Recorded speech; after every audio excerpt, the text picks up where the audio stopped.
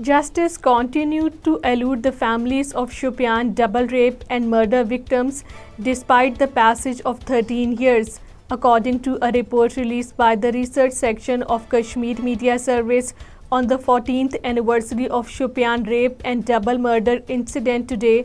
The victims Asia and Nilofer were abducted, raped and killed by the men in uniform in Shopian, and their bodies were found on the 30th May 2009.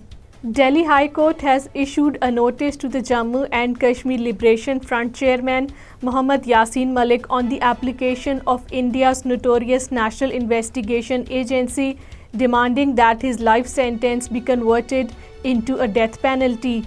Analysts believe that NIA has moved the application at the behest of Narendra Modi government to gain mileage in the 2024 elections. Indian troops launched a cordon and search operation in the Poonch district. The troops and paramilitary personnel launched the house-to-house searches in different areas of the district in the name of nabbing suspicious people. The troops are on high alert on the different areas of Poonch and Rajouri districts since January this year.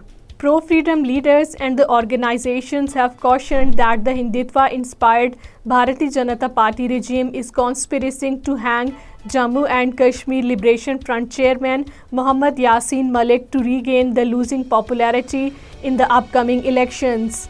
Kazigund town, located on the Srinagar-Jammu highway in South Kashmir's Kulgam district, observed a complete shutdown in protest against the opening of a liquor shop.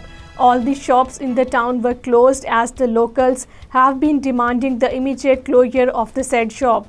Year-long farmers' protest against 3 New Delhi imposed laws has found an echo in the Indian wrestlers' protest at the Jantar Mantar in New Delhi, with the BJP MPs labeling them as Khalistanis. The wrestlers, who have received the backing of farmers, unions and other civil society groups in both Haryana and Punjab, were detained by the Delhi police on Sunday as they marched towards the new parliament building, and the protest site of Jantar Mantar was cleared.